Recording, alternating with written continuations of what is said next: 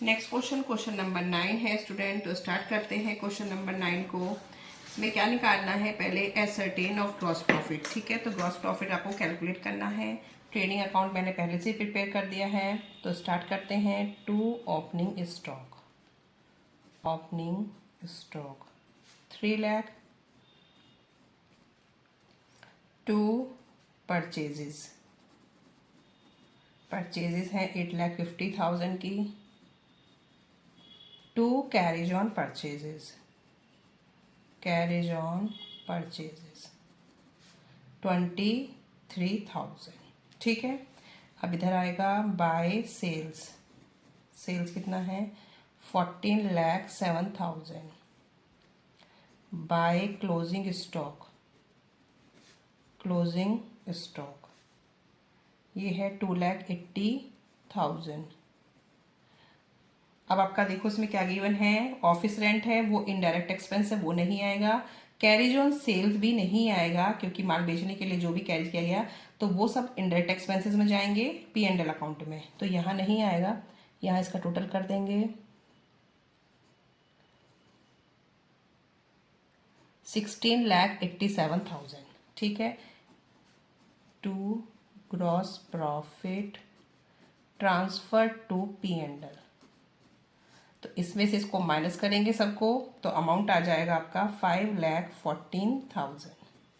बिल्कुल simple question था, बस इसमें पता होना चाहिए कि ऑफिस रेंट आपका इनडायरेक्ट एक्सपेंस है और कैरेज ऑन सेल्स भी आपका इनडायरेक्ट एक्सपेंस है, वो यहाँ नहीं आता। ठीक है, कैरेज ऑन परचेज को मैंने डेबिट कर दिया है, कैरेज ऑन सेल नहीं लिया। By sale, by closing stock इसको प्लस किया, इन सबको माइनस कर दिया, gross profit transfer to P&L। ठीक है, नेक्स्ट क्वेश्चन नंबर 10 स्टार्ट करते हैं। आपको कैलकुलेट करना है ग्रॉस प्रॉफिट और आपको टोटल परचेज गिवन है, रिटर्न आउटवर्ड गिवन है, डायरेक्ट एक्सपेंसेस गिवन है। 2/3 गुड्स आर सोल्ड 15,25,000 गिवन है। तो इसमें जो फर्स्ट इंफॉर्मेशन गिवन है वो गिवन है आपको 2/3 goods are sold for rupees कितने की हैं 15,25,000। इट मीन्स 2/3 गुड्स इतने में बेची। तो जो इन्फॉर्मेशन में कैलकुलेट करनी है, सीपी भी निकालना है, तो सिर्फ 2/3 का निकालेंगे। ठीक है, ये क्वेश्चन ऐसे नहीं होगा कि 2/3 आप इसका 2/3 की वैल्यू गिवन है। कहने का मतलब है हमें कोई गुड्स हमने बेची 40% की, तो 40% जो हमने गुड्स बेची हैं तो 40% ही सीपी निकालना पड़ेगा। जैसे कि इसमें बताया गया कि 2/3 की गुड्स बेची हैं इतने में, तो आपको 2/3 प्लस सीपी की भी वैल्यू उतनी ही निकालनी है। जैसे आपका एसपी 2/3 है तो सीपी भी आप 2/3 का ही निकाल लेंगे। जो 1 का आएगा उसे आप 2/3 उसका निकाल लेंगे। अब वो कैसे निकाल लेंगे अभी मैं बताती हूँ। इतना समझ आ गया। अब देखो इसमें क्या गिवन है, इसमें आपको टोटल परचेज और रिटर्न आउटवर्ड गिवन है, तो हमें नेट परचेज में मेंशन कर देती हूँ। नेट परचेज का क्या फॉर्मूला होता है, total purchases minus return outward. ठीक है, ये हो जाएगा 20 लाख माइनस ₹50,000, तो ये आ जाएंगी आपकी 19,50,000। ठीक है, ये आपके आगे नेट परचेज। क्यों करी मैंने नेट परचेज, क्योंकि हम किसका फॉर्मूला लगाएंगे, COGS cost of goods sold का फॉर्मूला लगाएंगे। इसका फॉर्मूला क्या होता है, opening stock plus net purchase, net purchases plus direct expenses, D बनाया मैंने direct expenses, minus closing stock. ये फॉर्मूला आपको लर्न हो जाना चाहिए क्योंकि बार बार रिपीट हो रहा है। अब आपको जो भी इंफॉर्मेशन है उसी के अकॉर्डिंग आपको COGS कैलकुलेट करना है। ओपनिंग स्टॉक नहीं दे रखा है क्वेश्चन में तो नहीं डालेंगे, नेट परचेज दे रखा है तो उसको डाल देंगे 19,50,000। डायरेक्ट एक्सपेंसेस दे रखे हैं 1,50,000। क्लोजिंग स्टॉक नहीं है, इसको छोड़ देंगे ऐसे ही।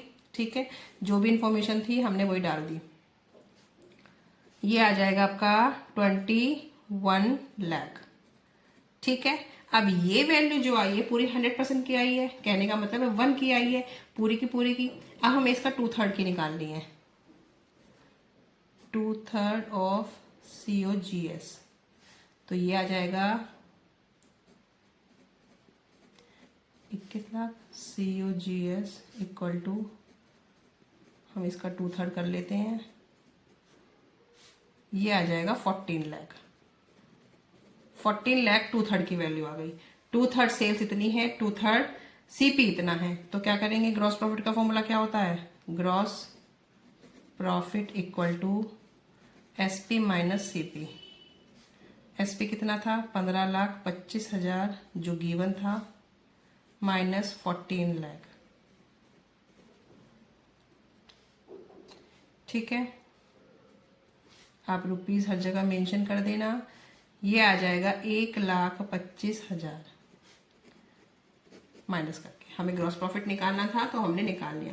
इसमें क्या नया था, इसमें 2/3 का माल बेचा था, तो 2/3 का माल जो बेचा था, गुड्स बेची थी, वो 15,25,000 में बेची थी, तो हमें 2/3 ही CP का भी निकालना था।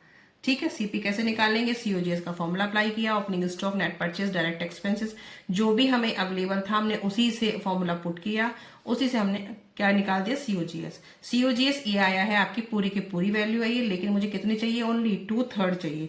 2/3 मैंने 21 लाख का निकाला तो कितना आ गया, 14 लाख। तो मेरे पास 2/3 की वैल्यू CP की भी है, 2/3 की वैल्यू सेल्स की भी है।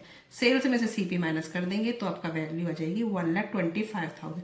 तो ये जो ग्रॉस प्रॉफिट आया है ये भी 2/3 का ही आया है, क्योंकि 2/3 की माल बेचा उतना उसका CP था, उसमें से जो माइनस करके तो ग्रॉस प्रॉफिट भी ये 2/3 का है। ठीक।